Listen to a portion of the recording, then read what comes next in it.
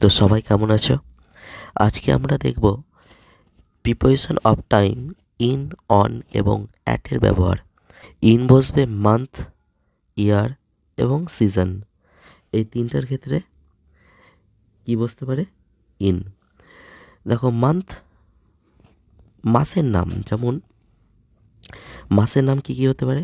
জানুয়ারি, জানুয়ারি, ফেব্রুয়ারি, ফেব্রুয়ারি, তারপরে জুন। এগুলো অনেক মাসের নাম, আমাদের টোটাল 12টা মাসের নাম। এই মাসের নামের আগে কী বসতে পারে? In preposition. কোন প্রিপোজিশন বসবে? ইন। এবার আমরা দেখব ইনের আরও কিছু ব্যবহার। ইয়ার বছরের আগে, যেমন আমি বলতে পারি যে 2000 বা 2001 এর আগে প্রিপোজিশন বসবে সবসময় ইন। 2001 বা 1998 এরকম যতগুলো সাল বা ইয়ার রয়েছে তাদের আগে প্রিপোজিশন ইন বসবে। আরেকটা হচ্ছে সিজন। সিজন হচ্ছে কোনো ঋতুর নাম। ইন উইন্টার অথবা ইন সামার, এদের আগে কী বসবে? ইন। তো মনে রাখবে যে ইন বসে কোন একটা পিরিয়ড অফ টাইম, যেমন মান্থ একদিন না, একদিনের বেশি সময় নেওয়া হয়। যেমন একটা মাসে 30 দিন থাকে, 28 দিন থাকে, সেরকমই বছরে একটা দিন থাকে না, একদিনের বেশি থাকে। সিজনেও একদিনের বেশি থাকে, তার জন্য এখানে ইন বসবে। কিন্তু যখন একদিনের কথা বলা হবে, কোন একটা দিন, যেমন আমি বলতে পারি যে সানডে, যেমন আমরা বলতে পারি সানডে। দেখো, সানডের আগে কী বসবে? সানডে কি একটা দিন, কোনো একটা বারের নাম। সানডে একদিন, একটা দিন বোঝায়, তার জন্য অন বসবে। যেমন একটা ডেট, যেমন আমরা বলতে পারি যে ফিফথ জুন, ফিফথ জুন। এটা একটা ডেট, এটা জুন মাসের 5 তারিখ, তাহলে এটা একটা ডেট হলো। তার আগে কোন প্রিপোজিশন বসবে? On preposition. তার আগে বসবে অন প্রিপোজিশন। কিন্তু যখন একটা দিনের, কোনো একটা সময়ের কথা বলবে, কোনো একটা সময়ের কথা বলবে, তখন কিন্তু আবার অ্যাট বসবে। একটা উদাহরণ হচ্ছে 7:30 AM।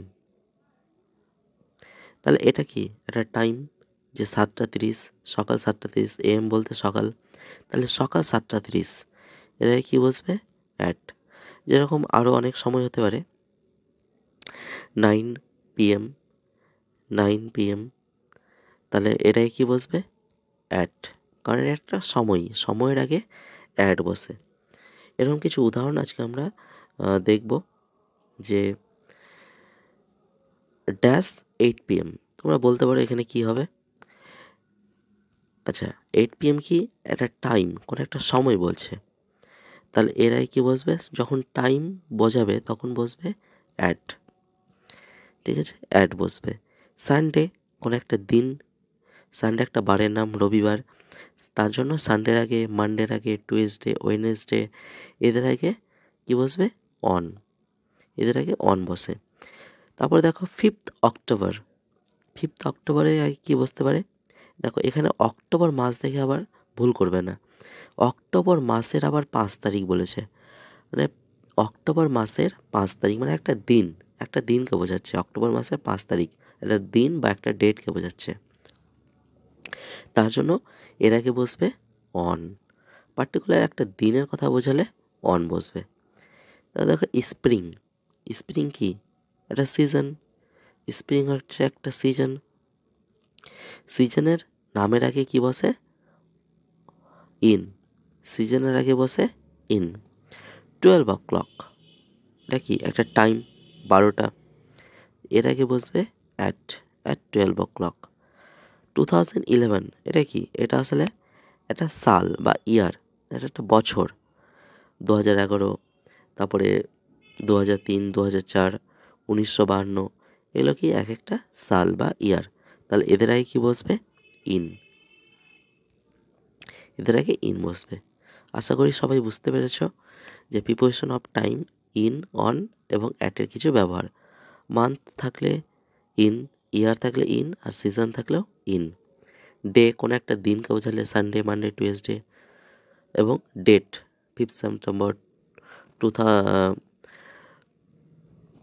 20 এপ্রিল, এদের আগে অন বসবে। এবং টাইম কোনো একটা সময় বোঝালে তাদের আগে বসবে অ্যাট।